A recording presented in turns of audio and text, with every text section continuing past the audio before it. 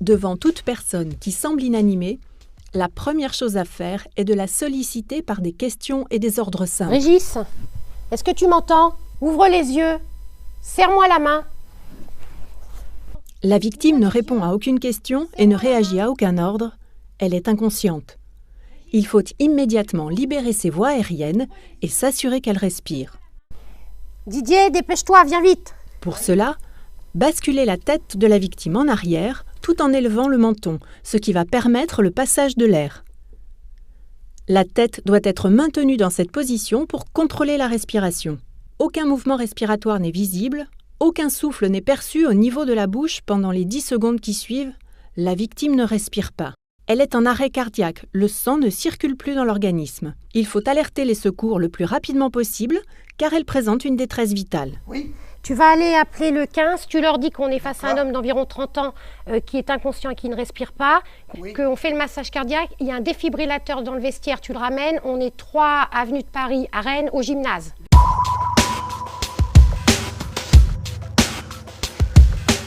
Dépêche-toi, reviens vite.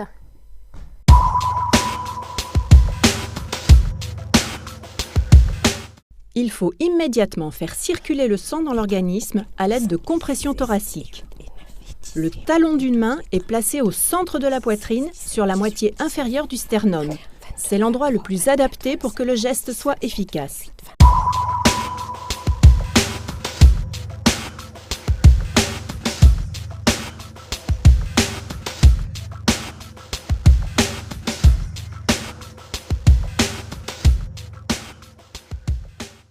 La poitrine doit être comprimée fortement, environ 5 à 6 cm, et rapidement, de 100 à 120 fois par minute.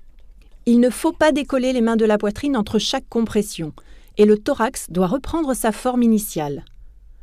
La durée de compression doit être égale à celle du relâchement, afin de faire circuler le sang.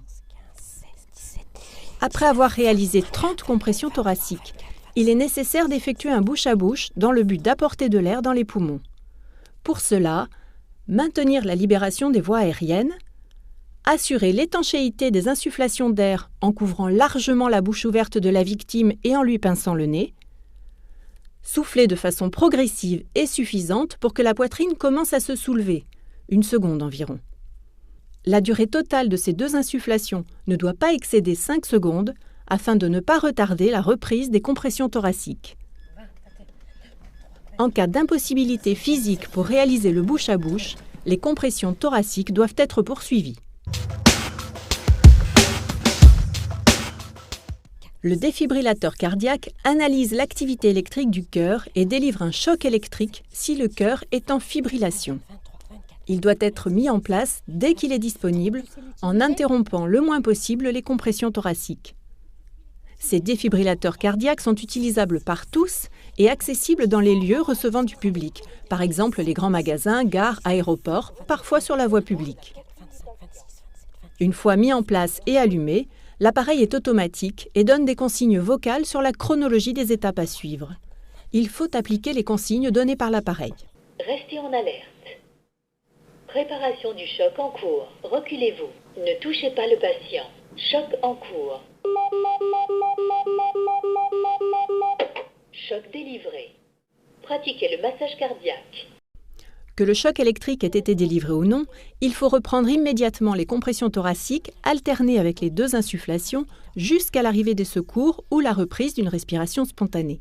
24, 25, 26, 27, 28, 29, 30.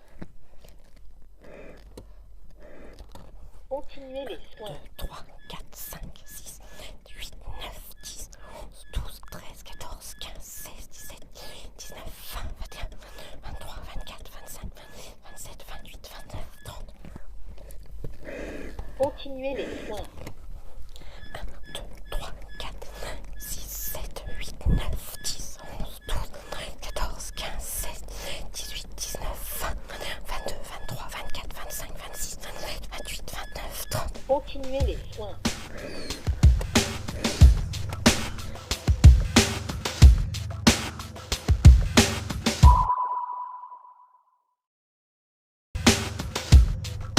Parfois, la victime présente des mouvements qui ressemblent à des mouvements respiratoires appelés gaspes.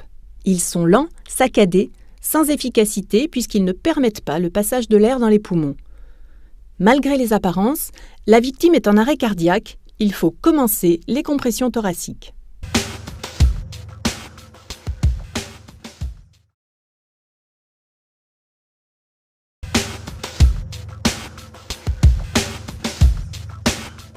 Face à un enfant en arrêt cardio-ventilatoire, le bilan de la conscience et de la respiration sont identiques à ceux de l'adulte. La chronologie des gestes à effectuer est la même que chez l'adulte. Certains gestes nécessitent des adaptations en fonction de la morphologie de l'enfant.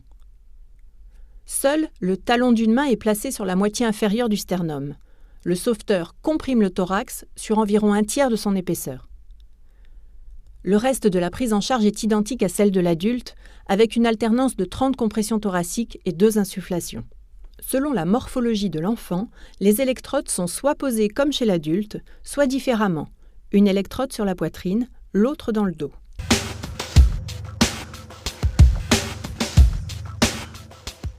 Face à un nourrisson en arrêt cardio-ventilatoire, le bilan de la conscience et de la respiration sont identiques à ceux de l'adulte.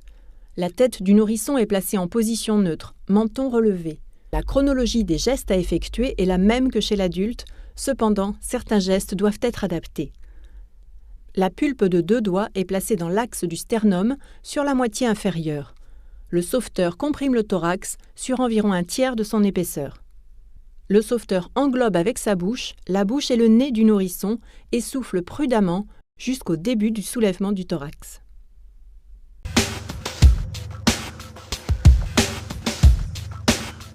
Il existe des cas particuliers.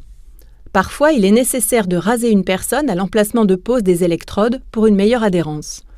Lorsque le témoin constate une bosse, stimulateur cardiaque, l'électrode située à droite du thorax de la victime peut être abaissée de quelques centimètres.